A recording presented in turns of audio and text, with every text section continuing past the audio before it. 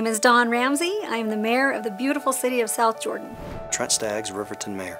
I'm Christy Overson, Mayor of Taylorsville. My name is Andy Bierman. I'm the new mayor of Park City. My name is Michelle Kafusi. I am the mayor of Provo, Utah.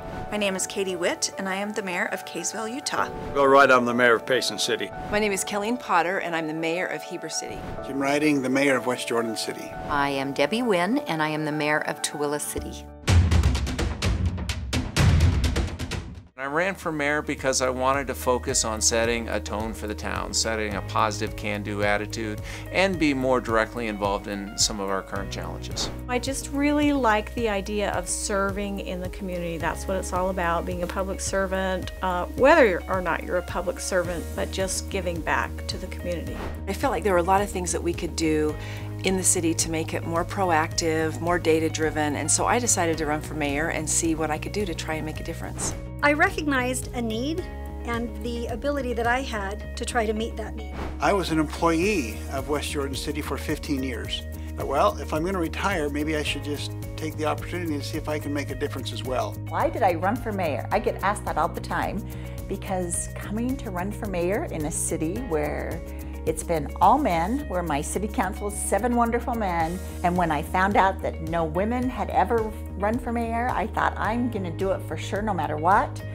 What I tell people is I have this gene in me, and my husband agrees, this wanna serve, wanna help, who's the underdog, what can I do? A lot of people just push me to the front, and then you fall for it and you're like, okay, and then where are they all? I love my city. You know, I'm born and raised there. There's things that I believe in the past we've pursued that have been mistakes. Of course, those are my ideas, and I wanted to be part of maybe improving things. I get to the point where I can't not run for a position if I see where I can make a difference. I felt like I had some real innovative solutions and the ability to really drive an agenda that I thought our residents want. My main priority is to serve people. I have always felt that way, that an elected official is a servant of the people, and that I felt that I could do an excellent job in serving those people, and that is why I decided to run. People are already asking me whether I would run again, and I'm not sure yet. It's going to depend on whether I can get permission for a second term. Well, I had a little bit of a unique experience because Congressman Curtis, who was the previous mayor, won on the 7th, and I won on the 7th, and he flew out on the 8th because he had to have a vote on the floor within 48 hours. So I only got about 20 minutes with him and then came in and took the office. The furniture was gone, the people were gone, he had to move fast, and I don't blame him one bit, but it was drinking from a fire hose because I didn't have anyone to hold my hand for 3 months and walk me through the process. But I loved it. I loved being thrown into the thick of it. Probably one of the most surprising things that I've found is how many people are aware of our little city. My son's on a mission in Ukraine, and he said to me in a letter this week, he said, I was talking to someone here and they said, Heber City, I've been to Chick's Cafe. I think one of the strange things about mayor is people treat you like you got smarter overnight. I spent 6 years on council, and I threw a lot of crazy ideas out there that people thought were crazy ideas, and now you're mayor, you throw them out there and they stop and consider and go, huh, never heard that before. It's been fun, hard, terrifying, all those words that you can think of, but it's been delightful as well. I've learned very quickly that there's no such thing as a part-time mayor. You get paid part-time, but it is a full-time job. I don't know how someone that's not retired, which I am, would be able to do the job as efficiently as it needs to be done. It is not just during the day that I work, but I work in the evenings, like I say, attending events and other meetings and things that I need to go to, and I think that's what I've been most surprised about is the demand of my time. One thing that surprised me the most about this job is how much I love it. I knew I would enjoy it. I knew there were parts of it that would be hard, but I don't know that I realized how much I would love it. Being called mayor has been a shocker because people, call me Madam Mayor, and I tell my kids, I come home, I'm like, you guys respect me. I get called Madam Mayor, and my kids are like, we don't even care.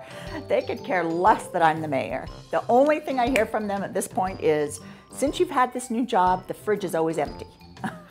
I joked with our council that I was considering having an orange cone added to our city logo because that's pretty much all you see when you drive through our city right now. The constituents think that I can make lots of changes, even for residents that don't live in my city.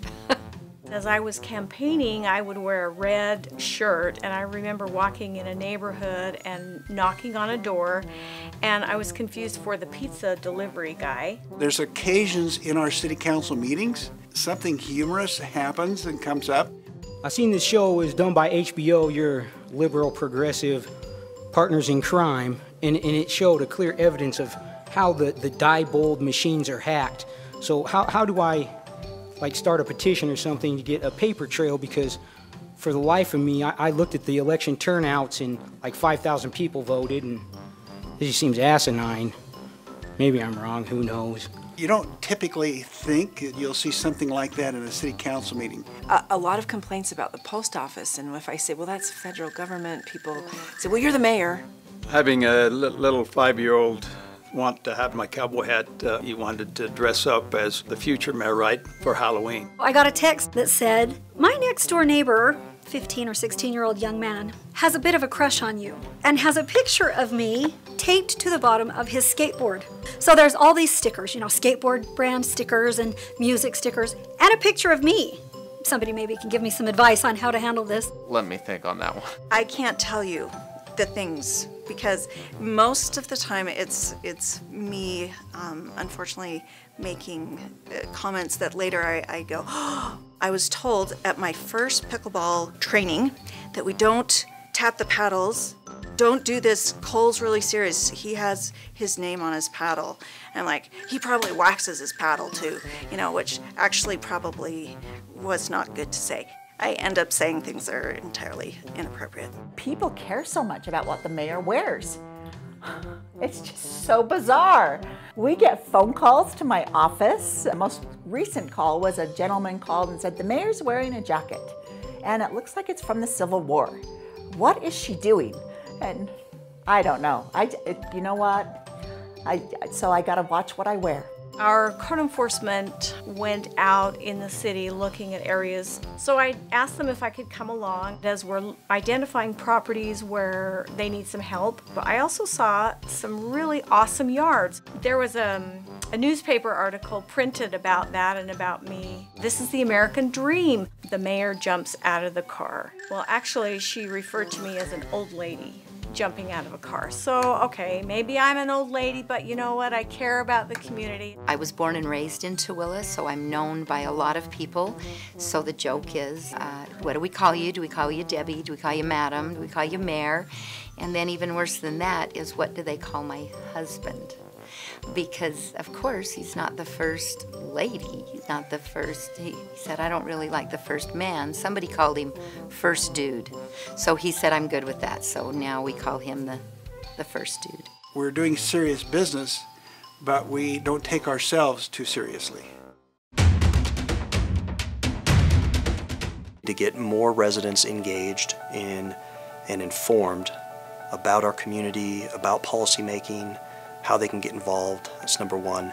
And number two is the economic development front. Provo is such a unique community, and I cannot help but brag about it. I feel like we live in the most beautiful place in the world. We have these beautiful mountains, we have this unique agriculture that's so green and rich soil that goes right into the lake. We're not small, but we're not huge.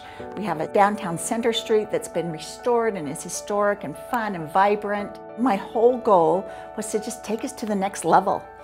And what that looks like for me is getting a new city center, city hall, a new safety building, taking care of the people that take care of us.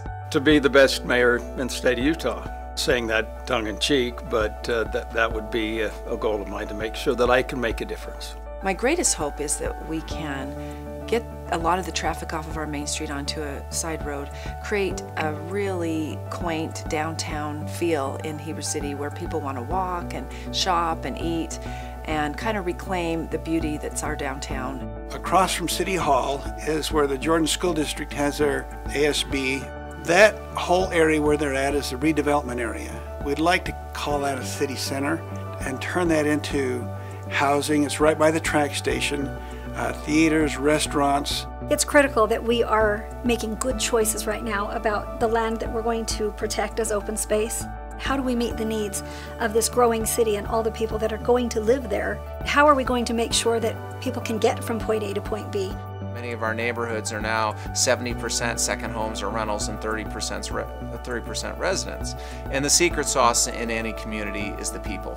So we are trying to figure out how to keep the people in town, particularly our young working families as we age as a community, as well as some of our workforce, essential service workers like teachers, cops, city workers, nonprofit workers. We feel like that diversity is critical to our town. So at the end of the day, I'd like to be someone that has acknowledged that and helped draw the line and come up with a path forward that keeps us a town with resorts as opposed to a resort town. That I leave the city in an awesome position for someone else to move in and take over the job. I love politics. There's often times where a problem will be resolved and I'll get goosebumps on my arm and I just think, what is wrong with me? Who gets excited about politics? But I really do. When I see the political process working, it's just invigorating.